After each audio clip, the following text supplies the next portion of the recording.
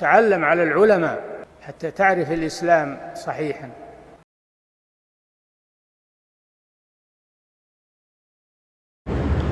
ونعوذ بالله من شرور أنفسنا وسيئات أعمالنا، من يهده الله فلا مضل له ومن يضلل فلا هادي له، وأشهد أن لا إله إلا الله وحده لا شريك له، وأشهد أن محمدا عبده ورسوله.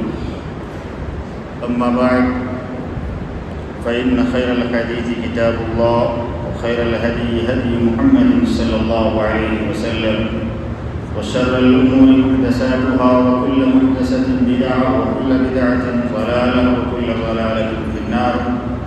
أعوذ بالله السميع العليم من الشيطان الرجيم. بسم الله الرحمن الرحيم. فإن آمنوا بمثل ما آمنتم به فقد اهتدوا.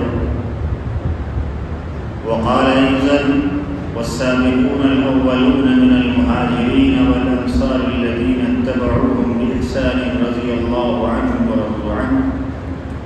رب اشرح لي صدري ويسر لي أمري واحلل عقدة من لساني يفقهوا قولي. رب زدني علما. سبحانك لا علم لنا إلا ما علمتنا إنك أنت العليم الحكيم. حاضرین مجلس، اللہ رب العالمین کا شکر اور احسان ہے کہ اللہ تعالیٰ نے ہمیں اور آپ کو چند منٹ کے لیے دین اسلام کی بات کو سننے کی توفیق دی، اور اس مجلس میں بیٹھنے کی بھی توفیق دی جہاں پر دین کی بات ہو رہی ہے. ورنہ کتنے لوگ ایسے ہیں جنہیں یہ چیزیں میسر نہیں ہوئی، جنہیں یہ توفیق نہیں ملی. یہ ایک ایسی مجلس ہے جس کے اندر انسان بیٹھتا ہے تو اللہ کی رحمت، اللہ کی برکت اس کو ڈھانپ لیتی ہے، اور جو آدمی بلا ارادہ بھی بیٹھ جاتا ہے اسے بھی اس کا فائدہ ہوتا ہے. اس مجلس کے اندر ہم جس موضوع پر گفتگو کریں گے وہ ہے صحابہ کرام کی شان، یعنی صحابہ رضوان اللہ علیہم اجمعین کی کیا شان ہے. اس چیز کو ہم لوگ آج انشاءاللہ العزیز جانیں گے. دیکھیے، ابن مسعود رضی اللہ عنہ فرماتے ہیں کہ اللہ تعالیٰ نے لوگوں کے دلوں میں جھانکا تو اس میں سب سے بہتر دل جس کا آیا وہ محمد رسول اللہ صلی اللہ علیہ وسلم کا دل تھا. یعنی محمد صلی اللہ علیہ وسلم کا دل خیر اور بھلائی کے لیے سب سے بہترین دل تھا. تو اللہ رب العالمین نے محمد رسول اللہ صلی اللہ علیہ وسلم کے دل کو چن لیا. کس کے لیے؟ اپنی رسالت کے لیے، اپنی نبوت کے لیے اللہ تعالیٰ نے ان کو مبعوث فرمایا. اب لوگوں میں، سارے لوگوں میں پھر اللہ رب العالمین نے ایک دل کو منتخب فرمایا. وہ دل تھا صحابہ کرام کا. صحابہ کرام کے دل کو اس طریقے سے منتخب کیا کہ وہ نیکی اور بھلائی کے ہر کام میں ان کا دل کیا تھا؟ مائل تھا. اسی لیے اللہ رب العالمین نے محمد رسول اللہ صلی اللہ علیہ وسلم کا ان کو کیا بنایا؟ وزیر بنایا، ان کا کام کرنے والا بنایا، اور اللہ کے راستے میں لڑنے والے ہوئے. اور وہ نیکی کے جو کام بھی کرتے تھے وہ کس کے لیے کرتے تھے؟ اللہ کے لیے کرتے تھے، کسی اور کے لیے وہ کام نہیں کرتے تھے. تو اس حدیث کے اندر، یہ اس ابن مسعود رضی اللہ عنہ کے قول کے اندر یہ بات معلوم ہوئی کہ صحابہ کی شان یہ ہے کہ اللہ تعالیٰ نے ان کو چنا ہے محمد رسول اللہ صلی اللہ علیہ وسلم.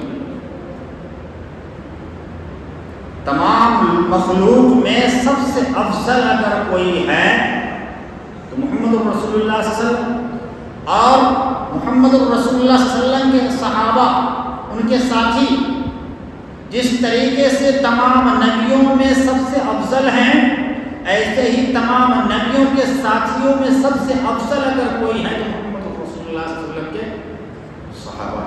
یہ صحابہ کی شان ہوئی. امام بخاری رحمۃ اللہ علیہ کو ہم اور آپ جانتے ہیں، انہیں کے ہم پلہ امام زرع، کون ہے؟ زرع، وہ بھی بہت بڑے محدث ہیں۔ ان سے کسی نے سوال کیا کہ کوئی آدمی اگر اللہ کا انکار کرے اسے آپ کیا کہیں گے؟ کیا کہیں گے ہم اور آپ؟ کافر، غیر مسلم۔ اسی طریقے سے کوئی آدمی محمد رسول اللہ صلی اللہ علیہ وسلم کی نبوت و رسالت کا انکار کرے اسے بھی ہم کیا کہیں گے؟ کافر۔ اب کوئی آدمی کسی صحابہ کے ایمان کا انکار کر دے وہ کیا ہے؟ بتائیے۔ زندیق ہے، سب سے بڑا کافر ہے۔ امام ابو زرع فرماتے ہیں، جو امام بخاری رحمۃ اللہ علیہ کے ہم پڑھ رہے ہیں، بہت بڑے محدث ہیں۔ اب سوال کرنے والے نے کہا کہ جو اللہ کا انکار کرے وہ کافر ہے، تو سوال مرتبے کے اعتبار سے جو اللہ کا انکار کرے وہ سب سے بڑا کافر ہونا چاہیے، مرتبے کے اعتبار سے، کیونکہ اللہ کا مقام سب سے بڑا ہے، مرتبہ اللہ کا سب سے بڑا، تو جو آدمی اللہ کا انکار کرے وہ سب سے بڑا کافر ہونا چاہیے، اور جو آدمی صحابہ کے ایمان کا انکار کر دیا وہ سب سے بڑا کافر کیسے ہو گیا؟ ہمارا اور آپ کے بھی دماغ میں یہ بات آ رہی ہو۔ تو امام ابو زرع نے فرمایا دیکھو کہ جو آدمی اللہ کا انکار کیا وہ کافر تو ہو گیا، جو آدمی رسول اللہ صلی اللہ علیہ وسلم کا انکار کیا وہ کافر تو ہوا، لیکن یہ لوگ ایک ذات کا انکار کر رہا ہے۔ کتنی ذات کا؟ ایک اللہ کا انکار کر رہا ہے، اور یہ کس کا انکار کر رہا ہے؟ محمد رسول اللہ صلی اللہ علیہ وسلم کا انکار کر رہا ہے۔ لیکن جو صحابہ کا انکار کرتا ہے وہ کیسا ہے؟ صحابہ کیا کی؟ اللہ کی جو بات ہوئی اس کو لوگوں تک محفوظ کیا اور لوگوں تک باحفاظت پہنچایا۔ اسی طریقے سے رسول کی جو بات ہوئی اس کی حفاظت کی اور اس کو باحفاظت لوگوں تک پہنچایا۔ گویا جس نے صحابہ کا انکار کیا اس نے اللہ اور رسول دونوں کا انکار کیا، اسی لیے سب سے بڑا کافر ہے۔ یہ صحابہ کی شان کون فرما رہے ہیں؟ امام بخاری رحمۃ اللہ کے ہم پڑھ رہے ہیں، امام ابو زرع یہ فرما رہے ہیں کہ جو صحابہ کا انکار کرتا ہے وہ اللہ اور اس کے رسول دونوں کا انکار کرتا ہے، اس وجہ سے یہ سب سے بڑا کافر اور زندیق ہے۔ اسی طریقے سے اللہ کے نبی صلی اللہ علیہ وسلم نے فرمایا تھا کہ جو آدمی مجھے دیکھ لے وہ کیا ہے؟ بھلائی والا، خیر والا، یعنی مجھ پر جو ایمان لے آئے وہ بھلائی والا اس وقت اس زمانے میں۔ اور جو آدمی جنہوں نے مجھ پر ایمان لائے اور ایمان لانے کے بعد میرے ساتھ رہے اس نے اس کو بھی دیکھ لیا تو وہ بھی بھلائی والا۔ یعنی صحابہ کی شان یہاں بھی ہے کہ جس نے صحابہ کو دیکھ لیا تابعی اس کو بھی اجر مل رہا ہے۔ تو صحابہ کی شان ہم نے دیکھ لیا کتنی بڑی ہے، اتنی بڑی صحابہ کی شان ہے، اتنا بڑا مرتبہ اللہ تعالیٰ نے صحابہ کرام رضوان اللہ علیہم اجمعین کو دیا۔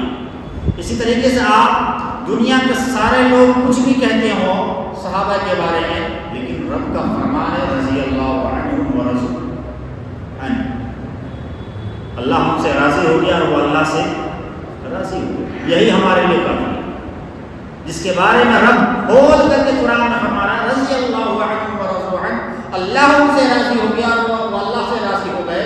دوسرے لوگ کب راضی ہوں گے؟ اللہ تعالیٰ موت کے بعد فیصلہ ہو جائے گا، جنت کے اندر جائیں گے، تب جا کر کے اس سے اللہ تعالیٰ راضی ہوگا۔ لیکن صحابہ کرام کی ذات وہ ہے جو دنیا میں تھے، زندہ تھے، زمین پر چلتے تھے اور زندہ تھے، تبھی اللہ نے ان کو یہ سرٹیفکیٹ دیا کہ رضی اللہ عنہم ورضوا عنہ، اللہ ان سے راضی ہو گیا، یہ اللہ سے راضی ہو گیا۔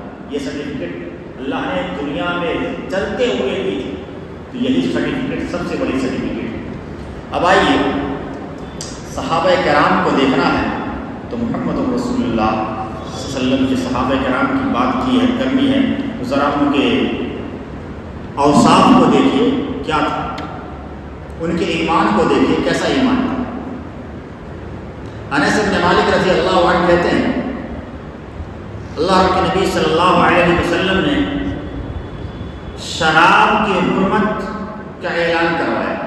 کس کا؟ شراب کی حرمت کا اعلان کروایا۔ اور جناب ابو طلحہ رضی اللہ عنہ جو بہت ہی قیمتی شراب لے کر کے آئے تھے تجارت کے لیے، اور ان کے گھر میں لوگ پینے والے پی رہے تھے، آواز لگانے والا آواز لگایا کہ لوگوں آج سے شراب حرام کر دی گئی ہے۔ تجارت کے لیے اتنی شراب منگائی تھی اور بہت ہی قیمتی قسم کی شراب تھی وہ۔ ابو طلحہ رضی اللہ عنہ، حضرت ابو طلحہ نے حضرت انس بن مالک رضی اللہ عنہ کو آواز دی، انس بن مالک جاؤ باہر نکلو، اس شراب کو اڈیل دو، بہا دو، پھینک دو، یہ شراب کی کوئی ضرورت نہیں۔ یہ تھے ان کے اندر جذبہ اطاعت۔ ہمارا کتنی حدیثیں سنتے ہیں، کتنی باتیں سنتے ہیں، اس کان سے سنتے ہیں اور اس کان سے نکال دیتے ہیں، لیکن صحابہ کے کان سے آواز ٹکرائی ہے، انہوں نے کیا کیا؟ عمل کیا اور عمل کر کے لوگوں کو دکھایا۔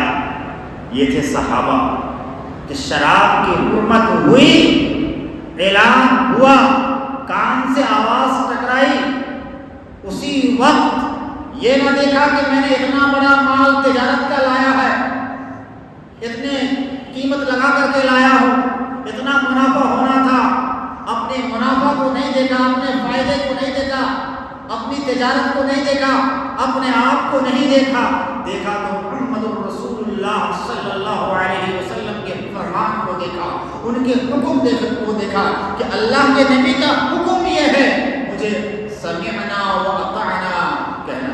اسی لیے اللہ رب العالمین نے فرمایا انما كان قول المؤمنین اذا دعوا الى الله ورسوله ليحكم بينهم ان يقولوا سمعنا واطعنا۔ جب لوگوں سے کہا جاتا ہے انما كان قول المؤمنین، مومنین سے کہا جاتا ہے کہ آؤ اس بات کی طرف کہ تمہارے درمیان فیصلہ کر دیں، تو کیا کہتے ہیں؟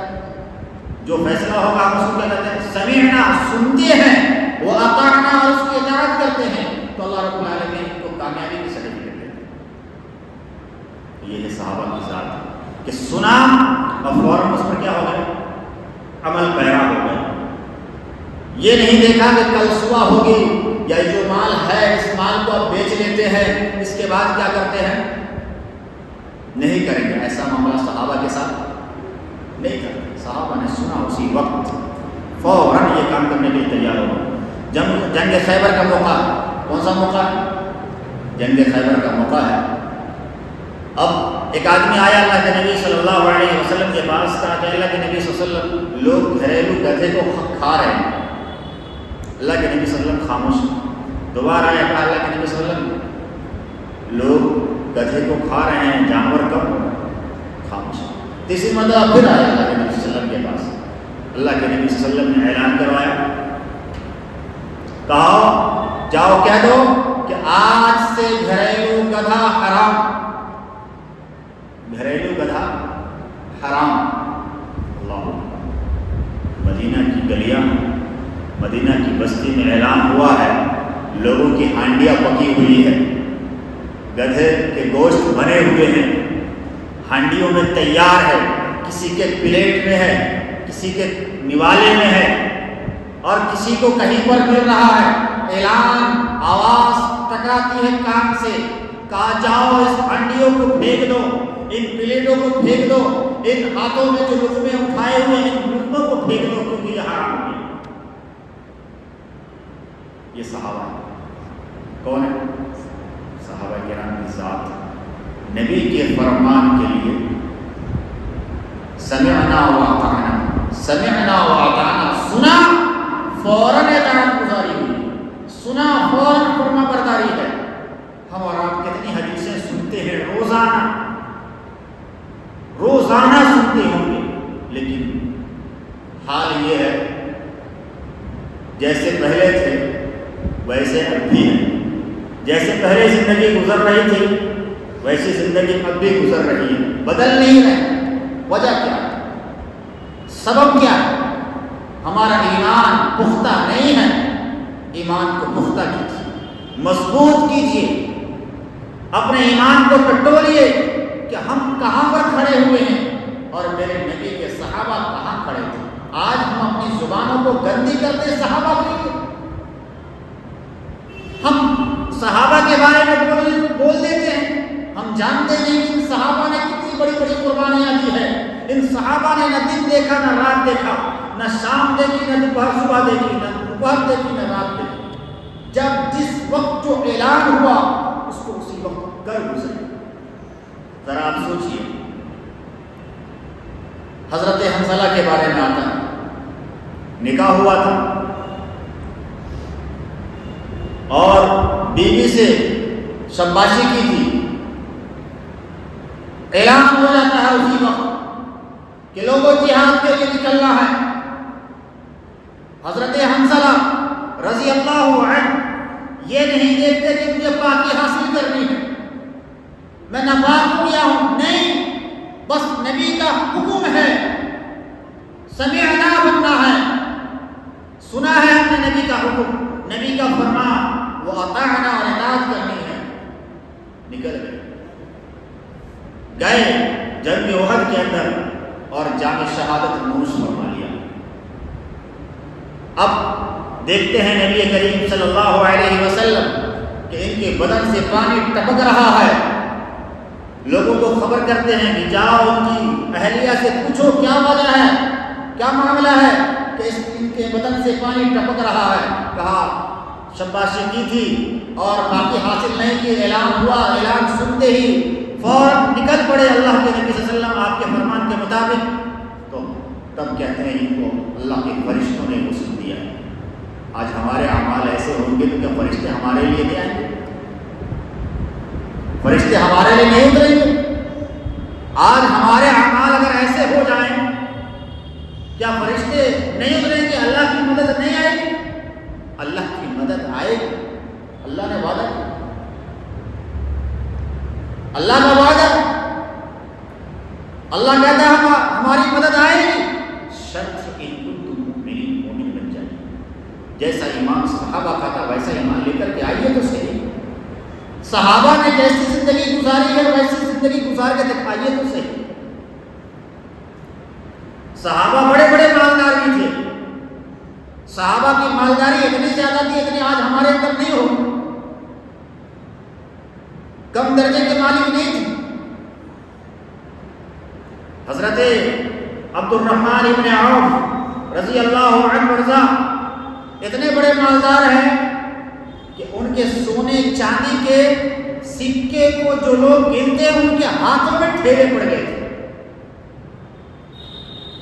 کم بڑے مالدار تھے، چاہتے تو ایک اسٹیٹ خرید سکتے تھے، لیکن نماز کی کیفیت کیسی تھی؟ چاہے وہ فجر کی نماز ہو، چاہے وہ ظہر کی نماز ہو، عصر کی نماز ہو، مغرب کی ہو، عشاء کی ہو، پہلی صف میں امام کے پیچھے کھڑے ہوتے تھے۔ یہ تھے حضرت عبد الرحمن بن عوف۔ آج ہم میں سے کتنے لوگ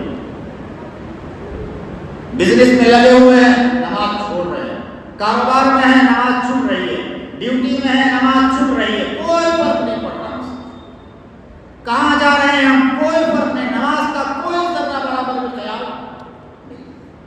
ہماری زندگی ہمارے گھر کے اندر بے نمازی پڑے ہوئے، بچے بے نمازی، بیویاں بے نمازی، سب ایسے ہی بے نمازی ہیں، نماز کے پابند نہیں ہیں اور چاہتے ہیں اللہ کی مدد آ جائے۔ نماز کی پابندی حضرت عبد الرحمن بن عوف ایک واحد صحابی ہے جن کے پیچھے امام الانبیاء محمد رسول اللہ صلی اللہ علیہ وسلم نے بھی نماز پڑھی۔ محمد رسول اللہ صلی اللہ علیہ وسلم نے بھی حضرت عبد الرحمن بن عوف کے پیچھے نماز پڑھی ہے۔ ایک مرتبہ ایسے ہی ہوا کہ آپ نماز پڑھا رہے اور نماز کو پڑھا کر کے سلام پھیرا ہے، دیکھیں کہ اللہ کے نبی صلی اللہ علیہ وسلم کھڑے ہو کر کے ان کی رکعت چھوٹی ہوئی اس رکعت کو پوری کر رہے ہیں. کیا حال ہے؟ ہم صحابہ کا مقام اور مرتبے کو پا سکتے ہیں؟ اللہ کے نبی صلی اللہ علیہ وسلم تصوف و صحابی میرے صحابہ کو گالی مت دو، میرے صحابہ کو برا بھلا مت کہو. کیوں؟ انہوں نے اگر ایک مٹھی بھی اگر اپنے اللہ کے راہ میں انہوں نے خرچ کیا ہوگا کچھ بھی، اور تم احد پہاڑ کے برابر بھی خرچ کر لو گے تب بھی ان کا مقام اور مرتبہ نہیں پا سکتے. احد پہاڑ بہت بڑا ہے، اتنا بھی خرچ کر لیں گے اور ان کی ایک مٹھی جو ہے وہ خلوص کے ساتھ اللہ کے لیے کی ہوگی، اس کا مقام اور مرتبہ ہم نہیں پا سکتے. یہ صحابہ کی شان کے لیے یہی کافی ہے کہ اللہ کے نبی صلی اللہ علیہ وسلم نے فرمایا آسمان جو ہے یہ آسمان دکھ رہا ہے، اس میں ستارے جو قائم ہیں، یہ ستارے کیا ہے بتائیے؟ آسمان نہیں، آسمان باقی ہے، یہ ستارے باقی ہیں. آسمان کی ستارے کی آسمان جو ستارے باقی ہیں کس کی وجہ سے؟ اس میں ستارے میں جو روشنی ہے کیوں ہے بتائیے؟ یہ ستارے آسمان کی بقا ہے، اور میں کیا ہوں؟ اللہ کے نبی صلی اللہ علیہ وسلم نے کیا فرمایا؟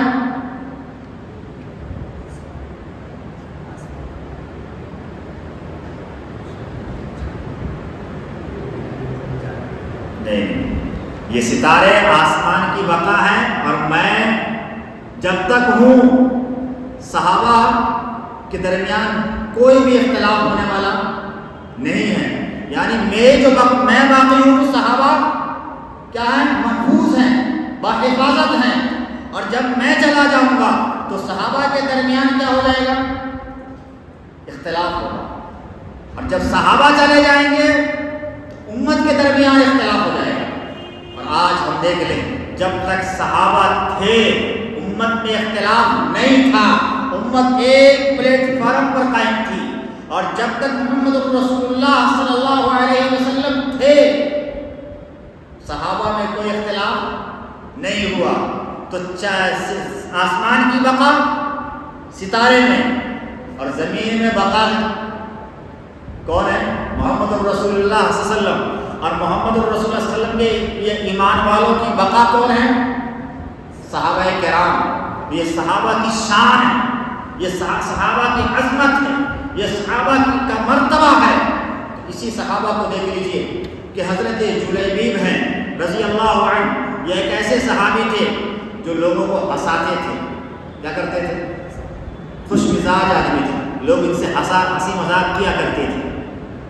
اللہ کے نبی صلی اللہ علیہ وسلم کے پاس آئے، کہا جلیبیب کیا تم شادی نہیں کرو؟ کہ اللہ کے نبی صلی اللہ علیہ وسلم مجھ سے کون شادی کرے گا، میں تو غریب آدمی ہوں، کون اپنی بیٹی دے گا مجھے؟ کہا جاؤ فلاں انصاری ہے اس کو جا کر کے میرا پیغام دو. گئے، کہا کہ اللہ کے نبی صلی اللہ علیہ وسلم نے بھیجا ہے اور کہا کہ آپ اپنی بیٹی کا نکاح مجھ سے کر دیجیے. صحابی تھوڑا سا یہ کالے کلوٹے بھی تھے اور لوگ ان سے مذاق کیا کرتے تھے. صحابی جو تھے وہ صحابی تھوڑا سا ہوتا ہے انسان کو، بیٹی ہے، بیٹی ایسے آدمی کو ایسے دے دے. گئے بیوی سے کہا، بیوی صاف انکار کر دی، بیوی نے صاف انکار کیا. اللہ، بیٹی سن لیتی ہے. کس کا پیغام لے کر کے آئے ہیں؟ کس کا پیغام ہے؟ محمد الرسول اللہ صلی اللہ علیہ وسلم کا پیغام ہے، اللہ کے نبی نے بھیجا ہے. ماں باپ دونوں کو کہا کہ آپ کس کو لوٹا رہے ہیں، کس کو واپس کر رہے ہیں؟ محمد رسول اللہ صلی اللہ علیہ وسلم کے فرمان کو. آپ میری شادی ان سے کر دیجیے، میرا نکاح ان سے کروا دیجیے. جب اللہ کے نبی نے بھیجا ہے تو اس کے اندر کوئی خیر ہے، بھلائی ہے. اب کیا ہوتا ہے؟ ان کے اس ایمان کی وجہ سے، اس صحابیہ کے اس ایمان کی وجہ سے اللہ کے نبی صلی اللہ علیہ وسلم کو بہت خوشی ہوئی، ان کے والدین کو خوشی ہوئی، اور اللہ کے نبی صلی اللہ علیہ وسلم نے دعا کی. اللہ کے نبی صلی اللہ علیہ وسلم نے ان کو دعا کی. دعا کا نتیجہ یہ ہوا کہ پورے انصار کے لوگوں میں جتنا زیادہ خرچ یہ کرتی تھی اس سے زیادہ کوئی اتنا اللہ نے مال دیا. دیکھا آپ نے کہ مال کی وجہ سے لوگ نکاح نہیں کر رہے تھے کہ کالا کلوٹا ہے, کچھ کماتا کھاتا نہیں ہے اور ایسے ہے ویسے ہے. لیکن نبی کریم صلی اللہ علیہ وسلم کا فرمان آیا, اس فرمان پر اپنے آپ کو قربان کیا کہ نہیں, جب نبی کا فرمان ہے تو میں ایسا نہیں کر سکتا. اسی طریقے سے صحابہ کرام کی شان میں ایک بات اور آئی کہ سخت سردی کا زمانہ ہے, سخت بہت زیادہ سردی ہے. اللہ کے نبی صلی اللہ علیہ وسلم نے کہا کہ کون ہے جو دشمن کا پتہ کر کے دکھائے. ایک بار اعلان کیا, کوئی صحابی کھڑے نہیں ہوئے, بہت سردی تھی, کسی کو یہ ہمت نہیں تھی کہ باہر نکل سکے. دوسری مرتبہ پھر اللہ کے نبی صلی اللہ علیہ وسلم نے کہا, پھر بھی کوئی صحابی کھڑے نہیں ہوئے. اللہ کے نبی صلی اللہ علیہ وسلم نے حضرت تیسری مرتبہ حذیفہ ابن یمان کو حکم دیا کہ حذیفہ ابن یمان جاؤ دشمن کا پتہ کر کے آؤ, اور خبردار کوئی ایسا کام نہیں کرنا جس سے جو ہے لڑائی وجود میں آ جائے, جنگ وجود میں آ جائے. کوئی ایسا کام تم کو نہیں کرنا. حذیفہ ابن یمان کہتے ہیں سخت سردی تھی, دل چاہتا نہیں تھا, دل کے اندر یہ بات نہیں آ رہی تھی کہ نکلے, لیکن نبی رحمت صلی اللہ علیہ وسلم کا فرمان تھا. اپنے دل کو توڑ دیا, اپنے دل کو مار دیا اور نبی کے فرمان کے مطابق کھڑے ہوئے, باہر نکلے. باہر جب نکلے تو ٹھنڈی کا کوئی اتا پتہ نہیں, ٹھنڈی کا کوئی پتہ نہیں. گئے دیکھے ہیں حضرت ابو سفیان رضی اللہ عنہ, اس وقت مسلمان نہیں تھے, کیا کر رہے ہیں, آگ سے اپنی کمر کو سیک رہے ہیں, آگ پر اپنے کمر کو سیک رہے ہیں. انہوں نے تیر کمان سے نکالا اور سوچا کہ ابھی اس کو مار دیتے ہیں تیر چلا کر کے, کیونکہ بہت بڑے تیر انداز بھی تھی, اور تیر مارتے ہیں ابو سفیان کا کام ختم کرتے ہیں. جیسے ہی تیر نکالا فذکرت, انہوں نے کہا کہ مجھے یاد آیا نبی رحمت صلی اللہ علیہ وسلم کا فرمان کہ اے حذیفہ کوئی ایسا کام نہیں کرنا جس سے لڑائی وجود میں آئے. میں نے تیر کو اندر رکھا, کمان کو اندر رکھا اور فوراً واپس آ گیا. اس چیز کو دیکھ کر کے حالات کا جائزہ لے کر کے اللہ کے نبی صلی اللہ علیہ وسلم کے پاس آیا. واللہ میں چاہتا تھا کہ ابو سفیان کو مار دوں, لیکن نبی کریم صلی اللہ علیہ وسلم کے فرمان کو یاد رکھ کر کے میں نے ایسا نہیں کیا. یہ ہے حذیفہ ابن یمان. دل کی خواہش کچھ اور تھی, دل چاہتا کچھ اور تھا, دل میں آئی تھی کوئی اور بات, لیکن نبی کریم صلی اللہ علیہ وسلم کے فرمان کو سنتے ہوئے کیا کیا, اپنے آپ کو قربانی دی, اپنے اس چیز کو مار دیا کہ مجھے اس چیز کی ضرورت نہیں ہے, نبی کی بات تو پہلے رکھی جائے. اسی طریقے سے آپ دیکھ لیجئے کہ عبداللہ ابن مسعود ہیں, لوگ مسجد میں کھڑے ہوئے تھے, عبداللہ ابن مسعود نبی کریم صلی اللہ علیہ وسلم کی آواز سنتے ہیں کہ بیٹھ جاؤ, جمعہ کا دن خطبہ ہو رہا ہے, کہتے ہیں بیٹھ جاؤ. عبداللہ ابن مسعود دروازے پر ہیں جہاں پر چپلیں رکھی جاتی ہوں گی وہاں پر ہیں, اور عبداللہ ابن مسعود وہیں پر بیٹھ جاتے ہیں. اللہ کے نبی صلی اللہ علیہ وسلم دیکھتے ہیں عبداللہ ابن مسعود کیوں بیٹھے وہاں پر. نبی رحمت صلی اللہ علیہ وسلم, اللہ آپ نے حکم دیا بیٹھ جاؤ, میرے کان سے یہ آواز ٹکرائی ہے, میں نے سنا ہے, اسی لیے بیٹھ گیا. اللہ کے نبی صلی اللہ علیہ وسلم نے فرمایا میرے ساتھ میں نے تمہیں نہیں کہا تھا فلاں کو کہا تھا, تم تو آؤ اندر آ جاؤ. یہ ہے صحابہ. قبلہ تحویل ہو رہا ہے, قبلہ تحویل ہوا عصر کی نماز میں, اور بعض لوگوں نے کہا کہ ظہر کی نماز میں 2 رکعت بیت المقدس کی طرف منہ کر کے نماز پڑھ رہے ہیں, اور 2 رکعت کہاں پڑھ رہے ہیں, خانہ کعبہ کی طرف منہ کر کے. حکم ہوتا ہے نماز کی حالت میں کیا کرتے ہیں, شمال سے جنوب کے جانب ایڑیوں کو گھما لیتے ہیں. نماز کی حالت میں حکم ہو رہا ہے, نماز کی حالت میں نبی کریم صلی اللہ علیہ وسلم گھومے, صحابہ کرام نے اپنے قبلے کو تحویل کیا. اب ایک آدمی وہاں سے نکل کر کے دوسری جگہ گیا, دیکھا کہ لوگ بیت المقدس کی طرف, مسجد اقصی کی طرف منہ کر کے نماز پڑھ رہے ہیں. کہا میں ابھی اللہ کے نبی صلی اللہ علیہ وسلم کے پیچھے نماز پڑھ کے آیا ہوں, قبلہ تحویل ہو چکا ہے, خانہ کعبہ قبلہ بن چکا ہے. وہ لوگ اپنے ایڑیوں کے بل گھومے اور خانہ کعبہ کو اپنا قبلہ بنائے. ایک آواز سنا. صحابہ یہ تھے صحابہ. ذرا آپ سوچیں ہم اور آپ کہاں ہیں؟ ہم اور آپ کہاں ہیں؟ کس جگہ کھڑے ہوئے ہیں؟ ابو رافع یہودی بڑا شاکر آدمی تھا. صحابہ کرام کو تکلیف دیا کرتا تھا، انصار کو بہت تکلیفیں پہنچایا کرتا تھا. اللہ کے نبی صلی اللہ علیہ وسلم سے اجازت مانگی کہ اللہ کے نبی صلی اللہ علیہ وسلم آپ اس کے بارے میں مجھے اجازت دیجیے کہ اس کا کام ختم کر دیا جائے. کہا ٹھیک. 5 آدمیوں کو مشتمل کیا. اس میں جو سپہ سالار بنے عبداللہ ابن عتیق رضی اللہ عنہ ورضا، اب وہ آئے ہیں ٹھیک مغرب کے وقت، اور قلعہ ہے، قلعہ کا جو دروازہ ہے اس کے ٹھیک سامنے اس طریقے سے بیٹھ کے جیسے بیت الخلا میں بیٹھتے ہیں ویسے بیٹھے ہوئے. گیٹ کیپر دیکھتا ہے ایک آدمی بیٹھا ہوا ہے وہاں پہ، اس طریقے سے کہا اے بستی والے اندر آنا ہے تو اندر آ جاؤ، ورنہ ہم دروازہ بند کر دیں گے، پھر اندر آنے کی اجازت نہیں ہوگی. اس نے سمجھا کہ یہی کا آدمی ہے اس لیے اس نے اجازت دی.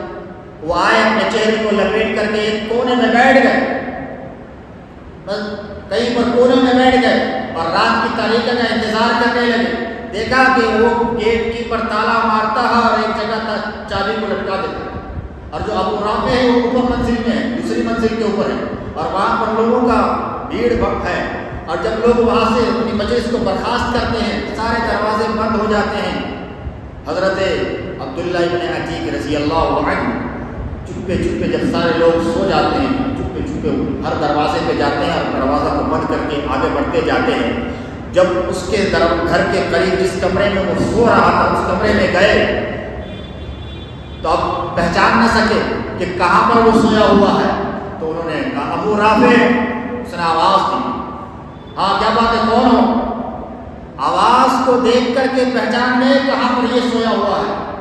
گئے ہیں تلوار سے وار کر رہے ہیں، ایک تلوار ماری ہے جس پر وہ چیختا ہے. حضرت عبداللہ ابن عتیق باہر آ جاتے ہیں، دروازہ بند.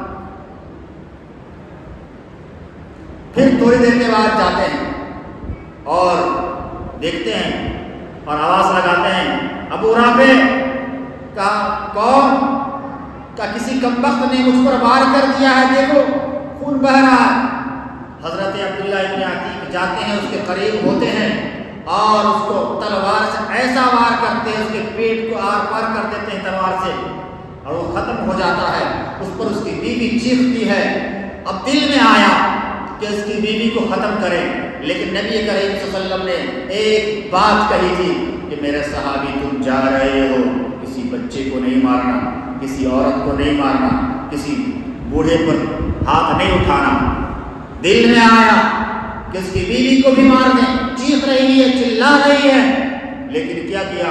نبی کے اس فرمان کو سن کر کے، نبی کے اس فرمان کو اپنے ذہن میں لا کر کے، اپنے دل میں لا کر کے انہوں نے حضرت عبداللہ ابن عتیق نے چھوڑ دیا اس کی بیوی کو، اور حضرت عبداللہ ابن عتیق واپس آ گئے. چاہتے تو کر سکتے تھے، طاقت، ہتھیار، سب کچھ، کوئی وہاں پر روکنے ٹوکنے والا آدمی نہیں تھا. لیکن کیا ہوا؟ اپنے دل کو مارا ہے. کس بنیاد پر؟ نبی کے کریم صلی اللہ علیہ وسلم کے فرمان کے مطابق. یہ صحابہ کی شان تھی، یہ صحابہ کی عظمتیں تھی. ہم دیکھ لیں کہ صحابہ کرام کتنے بڑی شان والے تھے، کتنی عظمت والے تھے کہ وہ کبھی بھی اپنے فائدے کے لیے، اپنے جو ہے کسی کام کے نفع کے لیے کام نہیں کرتے تھے، بلکہ اللہ اس کی رضا کے لیے، اللہ اس کے رسول کی رضا کے لیے ہمیشہ ہمہ تن اور وقت لگے رہتے تھے. آج ضرورت اس بات کی ہے کہ ہم بھی کیا کریں، صحابہ کرام کے اعمال کو اور ان کے اخلاق کو، ان کے کردار کو، ان کی جو ہے ہسٹری کو پڑھیں، ان کے جو اخلاق کو پڑھیں، ان کے کردار کو پڑھیں، ان کو اپنے بچوں کو سکھائیں، اپنے بچوں کی تربیت میں اس کو لے کر کے آئیں. تبھی تو صحابہ کرام کی عظمت معلوم ہوگی. کیونکہ اللہ کے نبی صلی اللہ علیہ وسلم نے فرمایا تھا کہ قیامت اس وقت قائم نہیں ہوگی جب تک کیا کرے گا، صحابہ کے خلاف لوگ زبان نہ کھول لیں. قیامت کی نشانی میں سے یہ نشانی ہے کہ جب اس وقت قیامت قائم ہوگی جب لوگ صحابہ کرام کے خلاف اپنی زبانوں کو کھولنے لگے۔ آج کے دور میں ہم دیکھ لیں کیا صحابہ کے خلاف زبان کھولی جا رہی ہے کہ نہیں کھولی جا رہی؟ ہر گلی میں، ہر چوراہے پر، ہر سوشل میڈیا ہو، پرنٹ میڈیا ہو، ہر جگہ ہم دیکھیں کہ صحابہ کو برا بھلا کہا جا رہا ہے۔ ایسے دور میں، ایسے وقت میں ہمارے اور آپ کا حال کیا ہونا چاہیے؟ مومنوں کا معاملہ کیا ہونا چاہیے؟ صحابہ کا دفاع کریں، صحابہ کے بارے میں لوگوں کو بتلائیں کہ صحابہ کی ذات کیا تھی۔ آج ہم اور آپ جس کے بارے میں بول رہے ہیں وہ لوگ کون تھے؟ کس کے بارے میں لوگ بولتے ہیں زیادہ تر؟ جناب ابوبکر صدیق رضی اللہ عنہ کے بارے میں، عمر فاروق رضی اللہ عنہ کے بارے میں، عثمان غنی رضی اللہ عنہ کے بارے میں، مائی عائشہ صدیقہ کائنات رضی اللہ عنہا کے بارے میں، حضرت امیر معاویہ کے بارے میں رضی اللہ عنہ، اور بہت سارے صحابہ ہیں جن کے بارے میں لوگ اپنی زبانوں کو گندی کرتے ہیں۔ تو ضرورت ہے کہ ہم لوگوں کو بتلائیں، لوگوں کے سامنے ان صحابہ کرام کی ہسٹری کو پیش کریں، اپنے بچوں کو سمجھائیں، اپنے گھر والوں کو سمجھائیں کہ صحابہ کی ذات کیا تھی، صحابہ کون تھے، کیسے تھے۔ کیوں؟ اللہ کے نبی صلی اللہ علیہ وسلم نے فرمایا جو مجھ سے محبت کرتا ہے وہ کس سے محبت کرتا ہے؟ صحابہ سے۔ اور جو مجھ سے بغض رکھتا ہے وہ کس سے بغض رکھتا ہے؟ یعنی اللہ کے نبی صلی اللہ علیہ وسلم نے ان کے تعلق کو اپنے ساتھ جوڑ لیا۔ صحابہ کا تعلق کس سے جوڑ لیا ہے؟ اپنے سے۔ کیوں جوڑا گیا؟ کیونکہ کائنات کے سب سے بہترین لوگ کنتم خیر امۃ اخرجت للناس تأمرون بالمعروف وتنہون عن المنکر۔ اللہ نے بہترین امت کے لقب سے جس کو ملقب کیا وہ صحابہ کرام، یہ صحابہ کی شان۔ اور اسی طریقے سے اللہ کے نبی صلی اللہ علیہ وسلم نے فرمایا سب سے بہترین زمانہ میرا زمانہ، سب سے بہترین میرا زمانہ، پھر اس کے بعد والا، پھر اس کے بعد والا۔ تو سب سے بہترین زمانہ اللہ کے نبی صلی اللہ علیہ وسلم کا زمانہ، تو اس میں کون لوگ؟ صحابہ کرام۔ مومنین کے لقب سے سب سے پہلے جس کو ملقب کیا گیا وہ کون ہے؟ صحابہ کی ذات۔ قرآن اٹھا کر کے دیکھ لیجیے۔ وَإِذَا قِيلَ لَهُمْ آمِنُوا كَمَا آمَنَ النَّاسُ، جب لوگوں سے کہا جاتا ہے کہ آپ اس طرح ایمان لائیں جیسے اور لوگ ایمان لائیں، کون؟ جیسے صحابہ کرام ایمان۔ تو صحابہ کرام کو کون برا بھلا کہتے ہیں؟ منافقین برا بھلا کہتے ہیں۔ اسی طریقے سے صحابہ کے ایمان کو اللہ تعالیٰ نے ایمان قرار دیا۔ فَإِنْ آمَنُوا بِمِثْلِ مَا آمَنْتُمْ بِهِ فَقَدِ اهْتَدَوْا، اے لوگوں تم ویسے ہی ایمان لاؤ جیسا صحابہ کرام ایمان لے کر کے آئے ہیں تو ہدایت یافتہ ہو۔ اگر ویسا ایمان نہیں لاؤ گے تو ہدایت یافتہ دور کی گمراہی میں چلے جاؤ گے۔ یہ صحابہ تھے۔ اور بھی بہت ساری باتیں ہیں صحابہ کے متعلق، وقت اس کی اجازت نہیں دے رہا ہے۔ اللہ تعالیٰ ہمیں اور آپ کو صحابہ سے محبت کرنے والا بنائے اور صحابہ کی محبت کو ہمارے دلوں میں بھر دے، اور ہم اپنی اولادوں کو بھی، اپنے بچوں کو بھی یہ تربیت دیں۔ کیونکہ آپ دیکھیے گا عرب ممالک کے اندر بچوں کو کس طریقے سے تربیت دی جاتی ہے پتہ ہے؟ بچوں کو عرب ممالک میں مسجد میں لایا جاتا ہے اور ان سے کہا جاتا ہے آپ جائیے، بڑے بڑے جو لوگ ہوتے ہیں بزرگ ان کو سلام کیجیے۔